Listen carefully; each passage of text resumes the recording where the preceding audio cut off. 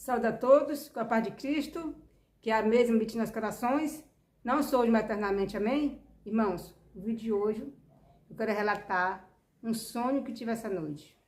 Na madrugada desse dia 5 de junho, eu acordei, fiquei pensando, né? E orei a Deus, Senhor, eu disse, Senhor, falta poucos dias para o dia 10. E aí eu não tive nenhuma revelação sobre o que será que vai acontecer agora esses dias, né? Se for a tua santa vontade, dá-me um sonho para que eu possa me animar ainda mais, né? Então, orei a Deus e dormi, né? E quando eu dormi, eu tive um sonho, o qual me chamou muita atenção. Eu fui levada como se eu estivesse assim em cima nas nuvens.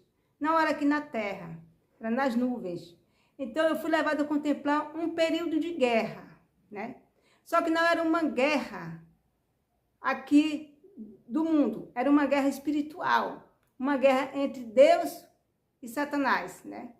Nesse primeiro período de guerra, era um período grande de guerra, né? O qual o Pai, o Filho e os santos anjos estavam empenhados em uma guerra contra Satanás e seus anjos. Só que, de repente, o cenário muda.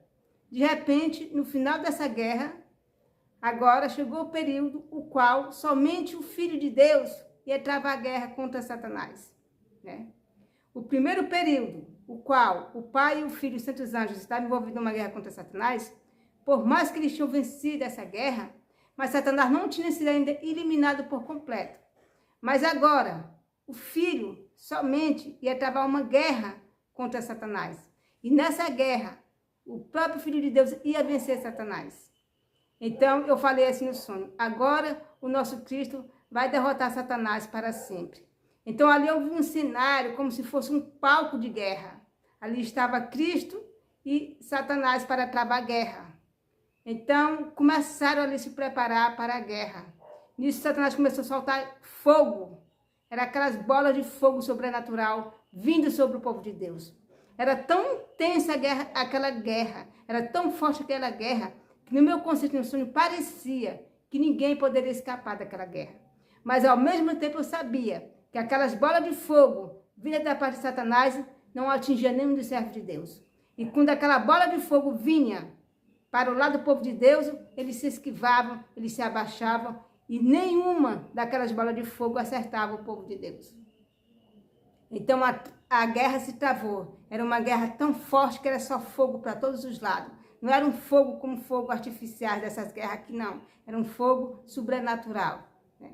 E quando eu vi aquela guerra ali travada, aquele fogo para todo lado, então eu desperto.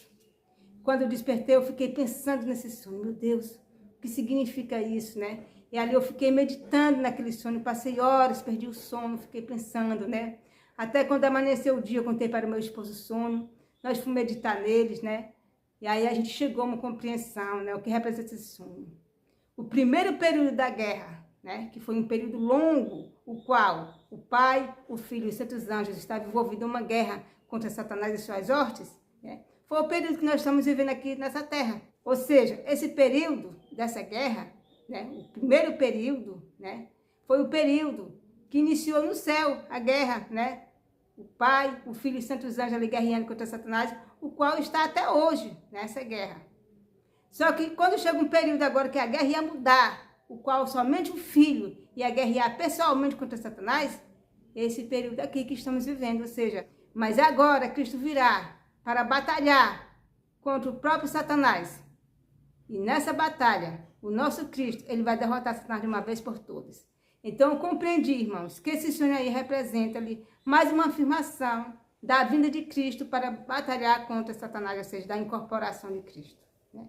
Então, foi isso que eu meditei, foi isso que eu entendi do sonho, né? Isso fortaleceu ainda mais a minha fé.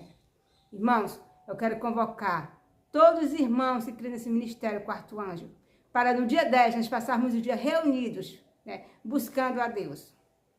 Eu e meu esposo daqui vamos fazer o seguinte, nós vamos fazer tudo que tiver para fazer segunda-feira, fazer ali uma preparação, para quando na terça-feira, nós passar o dia buscando a Deus, para que Deus possa agir nesse ministério.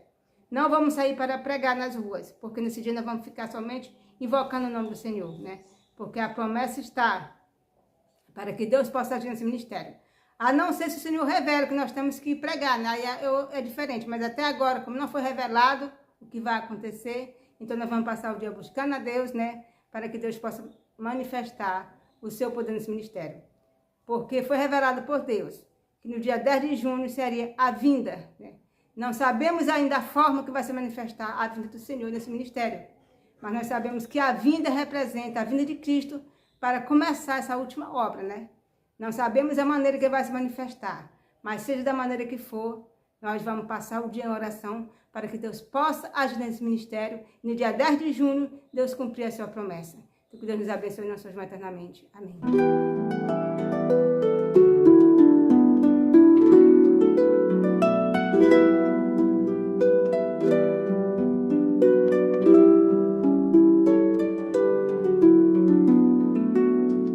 Vi o céu aberto e eis um cavalo branco, e o que estava montado nele chama-se Fiel e Verdadeiro, e julga, peleja com justiça.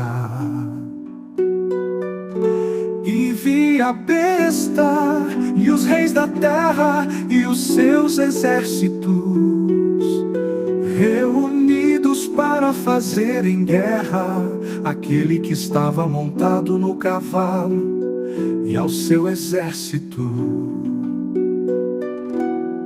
Ele estava vestido de um manto salpicado de sangue, e o nome pelo qual se chama é o Verbo de Deus.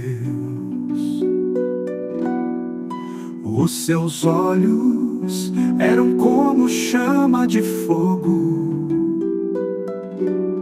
sobre a sua cabeça havia muitos diademas, e tinha um nome escrito que ninguém sabia, senão ele mesmo. E a besta foi presa, e com ela o falso profeta.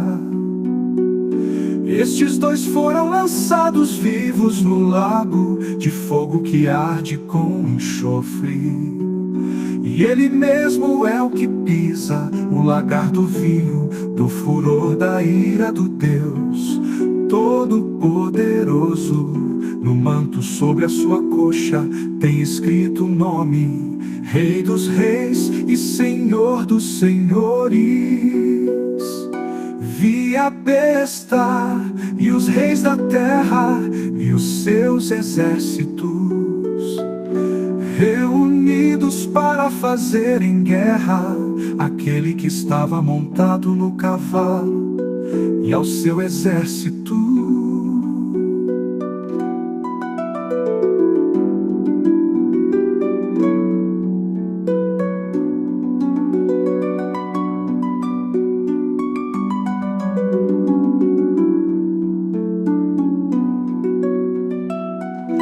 E a besta foi presa, e com ela o falso profeta, que fizera diante dela os sinais com que enganou os que receberam o sinal da besta e os que adoraram a sua imagem.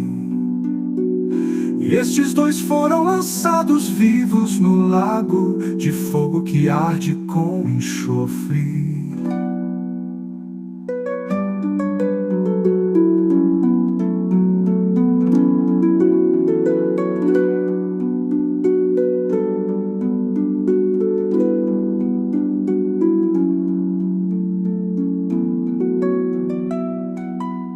E estes dois foram lançados vivos no lago de fogo que arde com enxofre.